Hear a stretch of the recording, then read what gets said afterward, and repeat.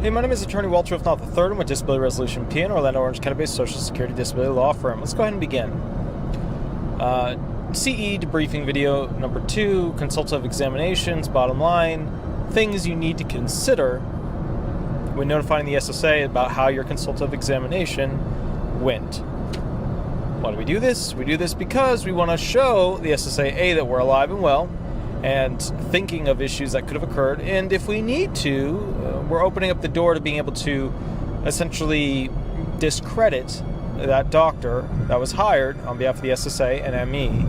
That's part of the CE, consultative examination. I'm a little bit sick right now. Okay. Next question we're going to be covering is, did your ride, person who drove you, drop you off in the correct location? Did your ride drop you off in the correct location? Why? Let's say you tell the doctor that your friend, Bill, dropped you off in the wrong location, and that Bill was going to go pick you up in that incorrect location just the same. That incorrect location was over a mile away, went uphill, went downhill, and you had to go left, right, follow a bunch of street signs, and make it there. Okay? Did you use GPS on your phone? So let's go through some of those details. If you use GPS on your phone, what does that mean? It means that you have the ability to do computer-based, technology-oriented jobs. Okay, that's going to add evidence towards that because you're able to follow instructions from your phone and you digitally set it up to work that way. I know it's simple, I know, but still, that's how it works. Next thing, all right. So you had to walk miles there. Do you have knee problems, back problems, shooting pain problems, whatever? Next thing, you had to go up and down, make a left, make a right, yada, yada, yada roads. It shows that you have the capacity to follow instructions, okay? Whether simple or complex, depending on how many streets you went up or down or left or right or whatever. That if it adds up over a certain amount, you go from your basic instructions and simple instructions up to your more complex instructions. Then you have going up and down hills, okay? How does that relate to you? How does that affect you? Yada, yada, yada. Well, for obvious reasons, they want to know what's your ability to walk. If it's a security job where you have to take something from your belt, like a little sensor, and put it up into the corner frame of a door every 100 yards or whatever to show that you were in fact there at that time. Bottom line is that adds evidence as proof to show that you could do a job. And now, what you're thinking is, well, I could do any job for an hour a day. Correct. The system's only worried about full-time, 8-hour-a-day, workday jobs. Correct. But remember, all of these things add weight to show that there's the potential. They're not giving you a job at the hearing. They're just asking the hypothetical potential question of whether or not a job exists in the national economy that which you could do based upon your residual functional capacity, which is a fancy way of saying stuff. Ings, walking, standing, pushing, pulling, crouching, stooping, remembering, focusing, things like that. All right? I'll catch you a little bit later. We'll go from there. You have an absolutely wonderful day. And remember, by the time you watch this video, the information may be old news, which is fine. If you'd like a more up-to-date walkthrough, give me a call or shoot me an email. If you'd like a video made, give me a call or shoot me an email, and we'll go from there. Thanks so much. Bye-bye.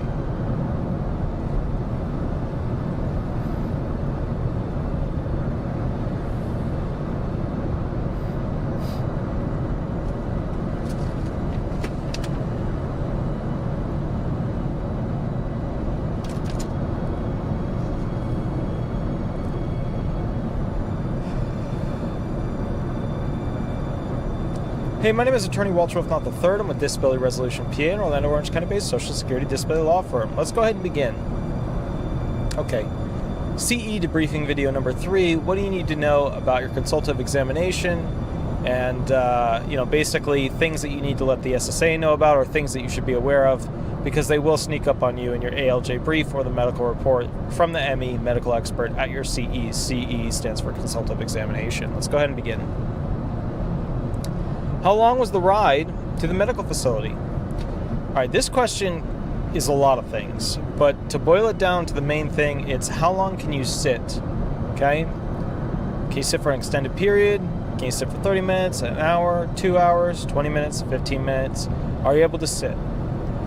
it is wise, if it is true, to say while you're in there that you had to shift multiple times in your seat while traveling to the medical facility if you have problems such as back issues, knee issues, blah, blah, blah, blah, blah. Okay?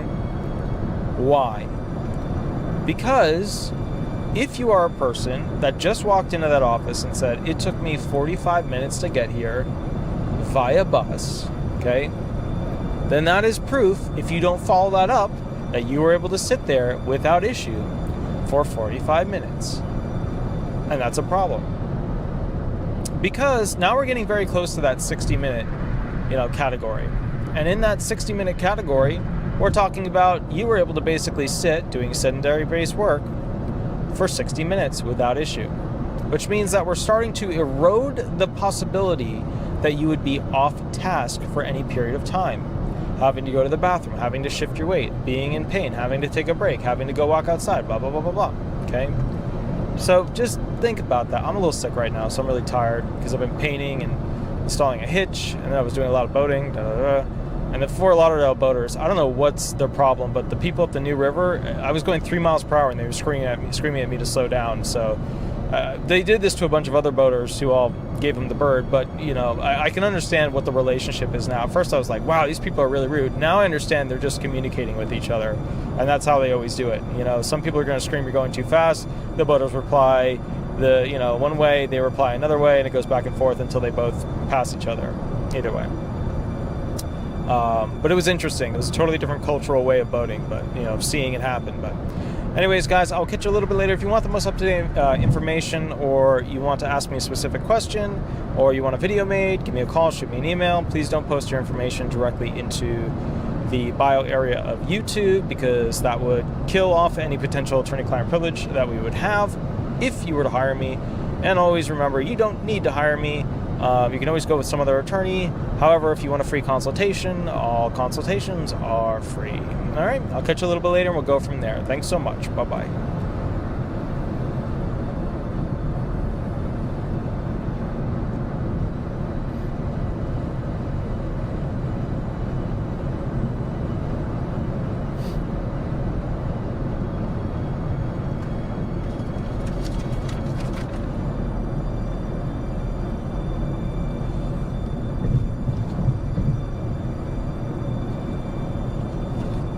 Mustangs are ridiculous.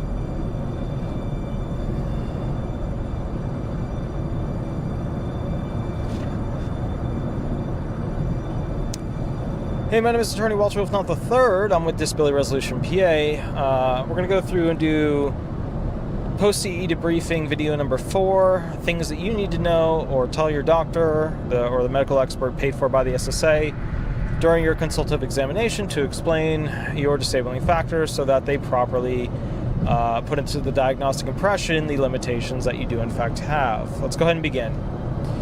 All right, so we're now assuming that you took a cab or a car or a bus, whatever, to go to your consultative examination. At this point, the question is, should you tell the doctor about you having to shift your weight while you were sitting, about you having to get out of the car or the bus to take a break and stand and make movements to kind of get everything rolling again?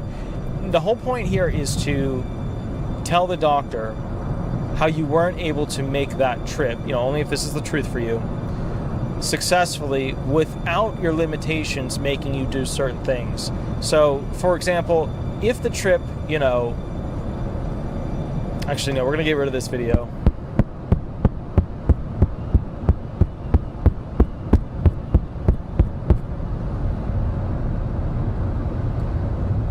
Hey, my name is Attorney Walter Hnot III. I'm with Disability Resolution PA. Let's go ahead and begin. It's video number 4 for consultative examinations and things that the doctor should know before you go ahead and leave their office when doing your consultative examination.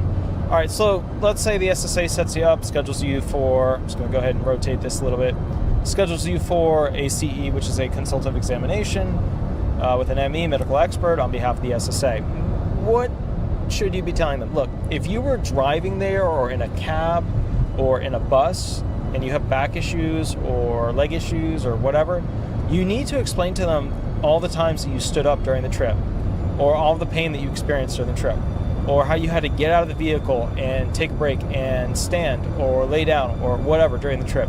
If you don't do that, you're basically shooting yourself in the back and legs when it comes to the explanation as to the full extent of your disability limitations. Because look, if you can just drive someplace consistently, let's say you took a trip, I have to go from Florida, Orlando to Florida, Fort Lauderdale, right? 3.5 hour trip, and I sat the whole way, got there, got out, there I am, cool, I'm there. What you've totally left out is the opportunity to say that you had to stop at every rest stop along the way, go to the bathroom at every single rest stop, you had to get out, stretch your legs, do the shooting pain that went between your back and your knees and your legs and whatever. You're missing the opportunity to explain residual functional capacity limitations, which would affect your vocational expert portion of your hearing, which is like where they give you potential jobs that you could do due to a hypothetical question asked by a judge.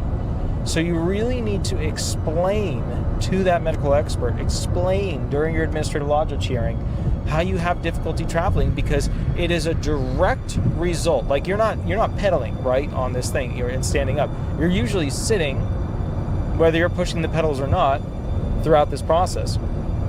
And what that amounts to is essentially, sorry, my brain just went to a hearing I had like a couple of days ago, and I was like, oh, did I do this thing? I was like, oh yeah, okay, I did it. So what that amounts to is a situation where when they ask questions to the vocational expert, could this person do a sedentary job, blah, blah, blah, blah, blah, right? Because, that's essentially, it's a hypothetical question, considering, light, accommodations outlined in the blah, blah, blah, blah, blah, blah, blah, or sedentary, blah, blah, blah, blah, blah. What we're looking at here is the sedentary rules. Could you essentially sit continuously for an extended period to do this job, right? That's the whole point of this question. Could you do it? If you could not travel that distance well, then you could not also very likely sit for an extended period to do a job. If you can't sit consistently, then you are off task, right? If you're going to the bathroom, you're stretching your legs, you're laying down or whatever, then you're off task, okay? So, you're probably starting to see how it all kind of comes together. Summary is this: if you can travel long distances without having issues, and you have leg, knee, back issues, then it shows that you could do a sedentary-based job. Sedentary means a sitting job, all right? If you can do a sitting job, you can do it 8 hours a day, 5 days a week, then that means you are not disabled, all right? My name is Attorney Walter Rudolph Hnot III. I'm with Disability Resolution PA, an Orlando, Orange County-based Social Security disability law firm. If you have a unique question for your claim, or you want the most up-to-date information, that's fine. Give me a call or shoot me an email. All consultations are free, and we'll go from there. All right? You have an absolutely wonderful day. Thanks so much. Bye-bye.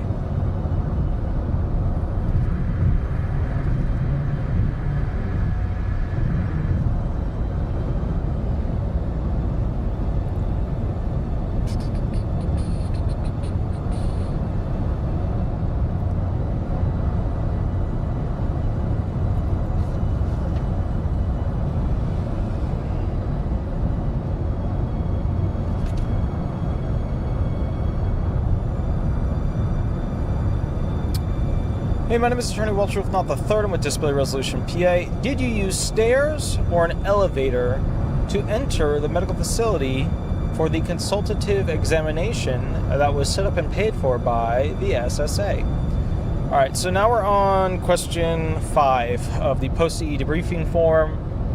Did you use stairs or an elevator or an escalator? Why?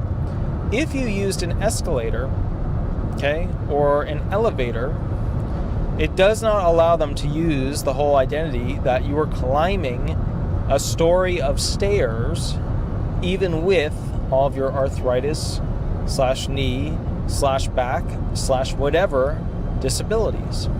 Okay? Remember, they write this stuff down. You made it up a flight of stairs to get to their office upstairs. Yada, yada, yada. Hey, did you take the elevator up? How did they go? Da, da, da, da, da. They're really asking you is, are you able to utilize the stairs consistently? Because that shows evidence that you have the ability, even with this arthritis, to do work in the national economy for a full-time job, which means you are not disabled. All right? So that's something to consider.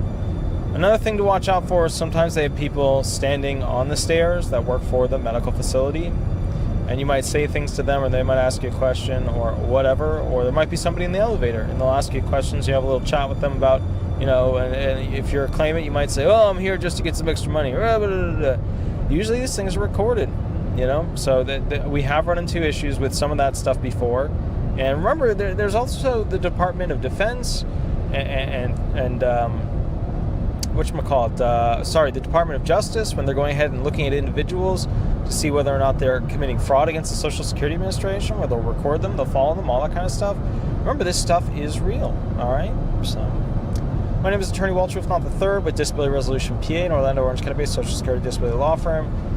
You have an absolutely wonderful day, and remember, by the time you watch this video, if you want the most up-to-date information, or you have a unique question for a unique claim, or you want a free consultation, and all consultations are free, that's fine. Shoot me an email, give me a call, and we will go from there. Thanks so much. Bye-bye.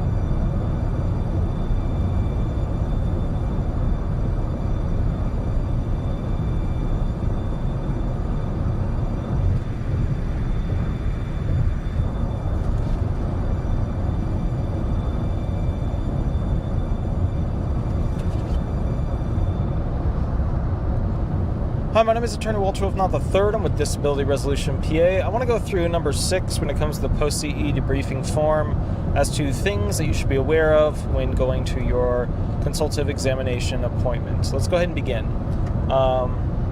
Did anybody speak to you before or during the process for which you went to your consultative examination? So, like, did somebody talk to you? Like, you had a cab set up for you by the SSA. You spoke with the cab driver a lot, or for example, you got there. You were walking up the stairs, and somebody started a conversation with you. Or for example, you got in an elevator, and somebody started the conversation with you. Or somebody held the door open for you and started a conversation with you. Sometimes these individuals report that information directly back to the medical staff, whether they are paid to or not. So, with that said, when you get in the cab, just kind of, be quiet. That's basically the deal. Just be quiet, because honestly, at the end of the day, it's better if you don't say things to them, because you're just going to potentially open up a can of worms for you to state, oh yeah, I'm, I don't really have these aren't that bad, but this is the worst. You'll slip up and you'll say things that you didn't really mean, or you're trying to be friendly or whatever, and then all of a sudden you're going to be hurting your claim. So go there, realize this is a government sanctioned, process and also visit. They paid for this doctor. They usually pay for your cab ride, right, if you need to get one. So if you're homeless and you have no other transportation. So please realize at the end of the day that this is a government-sanctioned activity, and I really, really need you to just, be quiet when you go in front of these different types of people who may be trying to strike up a conversation with you, because you have a right to be quiet. You do. How's your day going? Oh, you going to a disability hearing? Oh, okay. Hey, what's going on with that? Yada, yada, yada. And it just evolves from there. Oh, so what's going on with you? Blah, blah, blah. And the cab drivers, man, let me tell you, they're amazing at getting that social functioning, where it's, hey, I'm your buddy, I'm your friend, yada, yada, yada. They don't know you. But if they seem like they really want to know you, there's a problem there. All right? So just keep that in mind. That's something to consider. All right? My name is Attorney Walter Hnot III. I'm with Disability Resolution PA, an Orlando, Orange County-based Social Security disability law firm. If you want the most up-to-date information, or you want, a particular video made or something like that, give me a call, shoot me an email. All our consultations are free. Give me a call or shoot me an email, and we will go from there. All right? You have an absolutely wonderful day, and thanks so much for watching. Bye-bye.